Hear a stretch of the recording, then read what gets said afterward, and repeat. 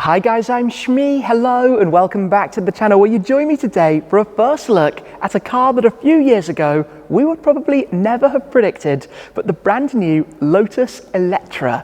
It is the company's first lifestyle EV.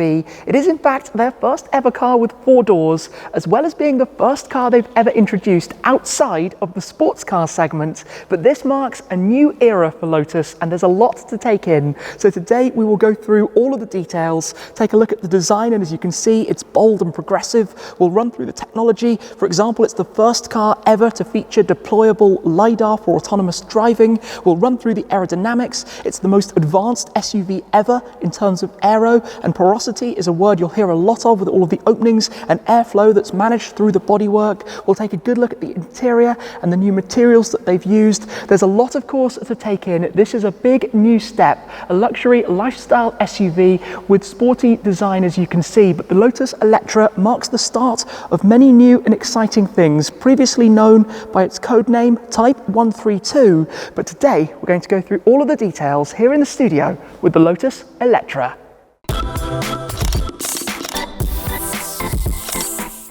This is it then, the Lotus Eletre, and similarly to the introduction of Emira for the sports car segment, there is certainly quite the wow factor taking this in, and there is a lot to take in fact. As you walk close towards the car, you get this moment, this peacock moment with its illuminating coming into life, and there are so many elements of that to discuss as well. But this is really a new chapter for Lotus, the first of a number of different products that will fit into the lifestyle EV segment, this being Type 132. It will be followed by a saloon and a smaller form factor SUV, as well as the introduction down the line of an EV sports car also. But it was here that I first saw Emira, and there are so many elements of this in terms of the design and the aero and the technology that have been introduced from Evija, the electric hypercar, and Emira itself. We'll explore it in detail, but there'll be a number of different power outputs available. All of the different versions of Eletre will come with a battery over 100 kilowatt hours. It will start from 600 horsepower, but in a car that will be launched at sub £100,000. There's a lot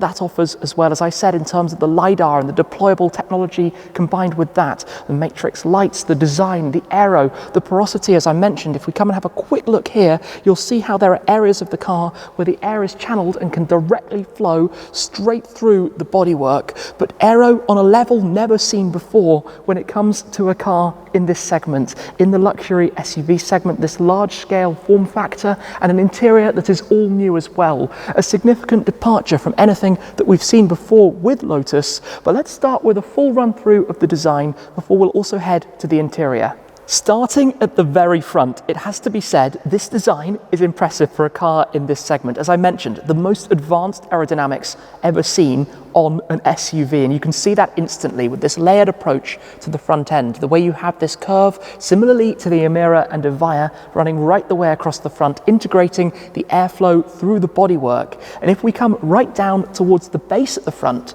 this is where you have the active grille. You can see how this actually opens, of course, for cooling when required, but also part of that peacock moment as the car wakes up as you come towards it. And obviously this can be opened and closed. We've got a lot of exposed carbon fiber surrounding the front, but with air channeled throughout. So for example, around towards the sides here, heading around, acting like a curtain, this airflow, as we saw from the other side, that goes up and over the top, helping with keeping the car planted, which of course helps with performance, with acceleration, with efficiency at speed. We then move towards the headlights, now split into 2 parts. You have the running light that sits over towards the top, and then the main matrix LEDs that sit just below. These can be illuminated and run a series of different displays, waking sequences, closing sequences, for example, but you can see inside, and with the matrix technology, that means you don't have to change the mode that it's in. It will be able to block out certain areas in front of you. This particular paint color looks stunning. The way that we can see the curves and the shapes,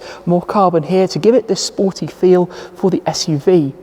As we then come around towards the side of the car, this is where there's some technology to talk about here too, the deployable LIDAR. Now the way this works is revealing a number of different sensors when you want to be driven autonomously. So by default, these will be tucked away when you're in control of the vehicle, but obviously so many different radar, laser, cameras and detectors, all part of allowing the car to make that driving very, very easy should you wish, including the cameras that are here on the mirror arms. Of course, replaced with camera technology, with screens on the inside that we'll see, but also the additional cameras, all part of the LIDAR system.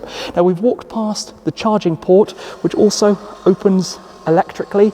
As you can see in here, this is a 800-volt architecture. We have 350 kilowatt charging, which means the battery pack can be charged in just 18 minutes, fantastically quickly, offering also 560 kilometers of range. That's 348 miles. Impressive electric performance, all of the different versions offering twin motors, front and rear, but in various different states of power output, which we'll find out more about shortly.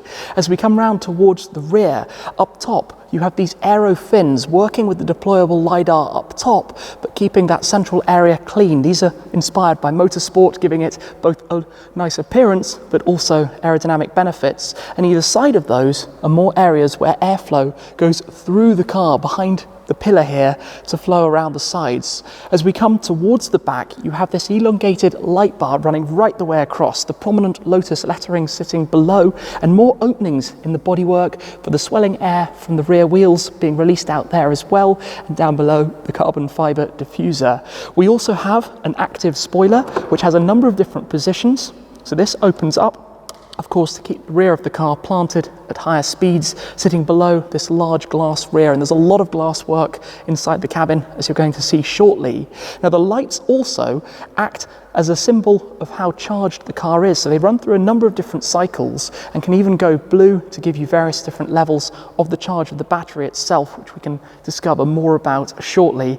Now, as we come back around towards the side, 21-inch wheels will be standard. These are the optional 23-inch wheels with specific Pirelli P0 tyres created for the car. You've got the carbon fiber inserts as well, both looking good but also part of the aero profile. And by having the lower side skirts of the car in carbon fiber, it keeps that body color to a smaller extent, which makes it feel smaller and feel sportier than it is, which you also get through this roofline, this sloping roof coming back towards those winglets, finished with the trim pieces and elements that you can see around that darker roof cabin area, and obviously the clean look of those carbon caps over the cameras that replace the traditional mirrors. So the design is very progressive, very next generation, but let's also move to the interior.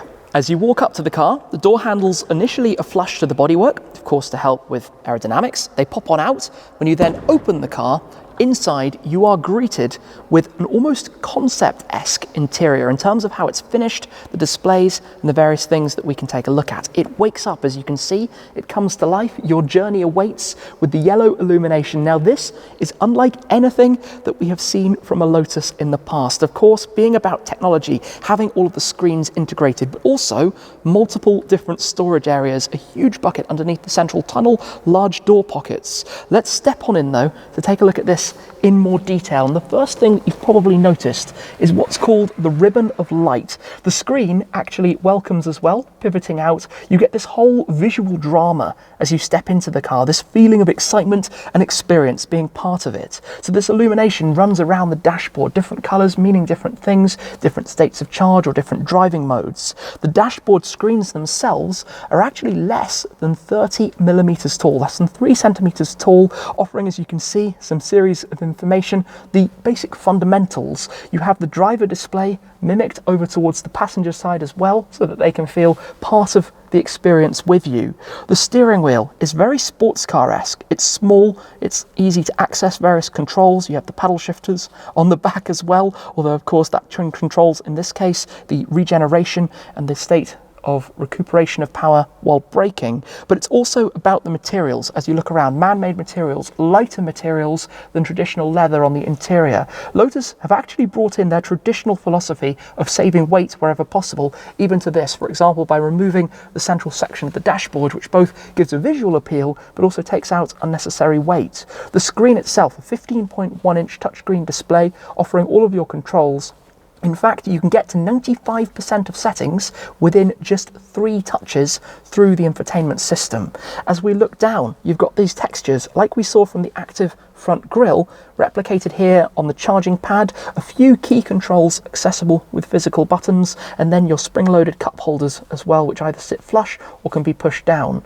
As we head around towards the doors, you'll notice the KEF exposed sound system, the top spec reference system with 23 speakers and 1500 watts of audio power, the KEF Premium system offering 800 watts out of 15 speakers. But that texture continues on the door grab handles. You've got all the different materials in here, the lightweight materials on these very beautifully presented seats. You've got Colin Chapman, the original founder of Lotus, with the graphic on the headrests, and so much more about this, which is completely unique and new. A very large panoramic glass roof up above us. As you can see, the light sequence giving us this demonstration of everything the car can offer.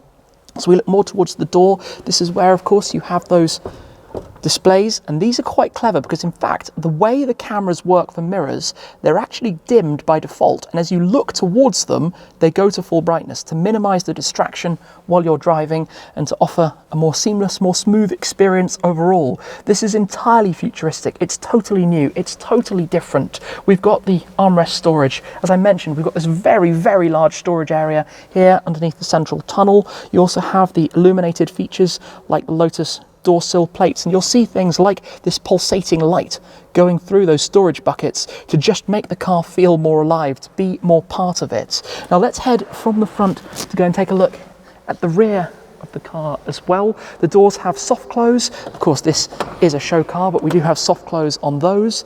Back here, I'm going to show you what we have as well.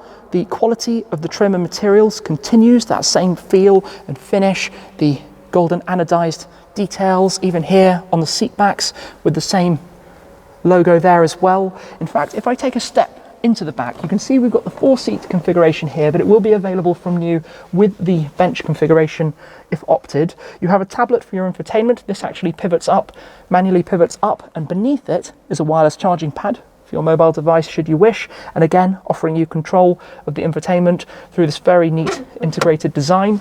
We've got, again, more storage here, more storage in the back as well, and a very open, airy feeling. As I mentioned before, there's a lot of glass in here. You feel very much, well, the opposite of claustrophobic. It feels like a lovely place to be, and of course, plenty of legroom as well, you'd expect in such a large car. And despite having the sloping roofline, actually this nice stitched material up top as well, there's also quite a lot of headroom, plenty of space back here for any occupants that you've got in the rear of the Lotus Eletre. Now, if I step out to go and have a look at the boot of the car and the luggage space, you do in fact have storage areas both in the rear of the car and up front. So there's a 77 litre capacity up front, perfect for storing your charging cables, for example, so you always have them on the go. There's a charging port on both sides of the car, in fact, one over on the opposite, and then in the rear of the car with the motorised powered tailgate, you actually have 400 litres of luggage space in total with your controls to make it more accessible should you require, but basically a practical large form factor vehicle as you would expect. Just love this design, reminiscent of those aero tunnels that we saw out of the back of Evija, also shapes that were brought into Emira as well. Lotus bringing that design identity and design philosophy into the SUV as they have in the sports cars as well. As I mentioned, the lighting gives you various visual cues from the exterior of the car. So at the moment, what you're seeing is the green lighting, which will connect to when the car is being driven autonomously with the LIDAR deployed. It will also have that welcome sequence. It will be used as your taillight. This is the welcome sequence that we can see now as the car kind of wakes up and comes to life. You get your traditional brake light. It will have the outer sections to act as your indicators, or even also to go blue to give you an idea of the state of charge without having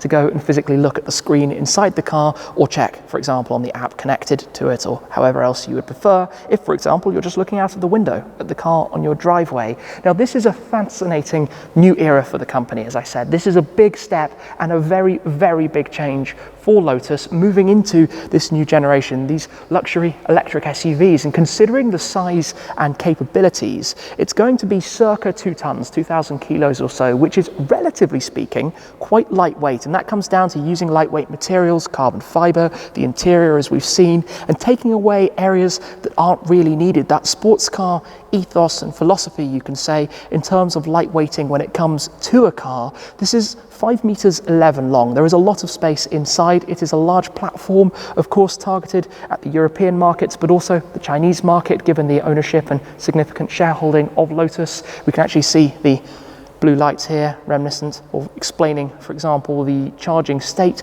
but also I think the US market will be a big thing for the Lotus Eletre as well. And by the way, Eletre means coming to life in Hungarian, as it happens, so no doubt they will be very popular in that market. They're actually going to be manufactured in Wuhan in China. It will be the facility used for the manufacturing of the lifestyle EV products, with Lotus keeping manufacturing and assembly of the sports car segment cars like the Emira and the future Type 135 electric sports car in Hethel in the United Kingdom. The idea being born British, raised globally.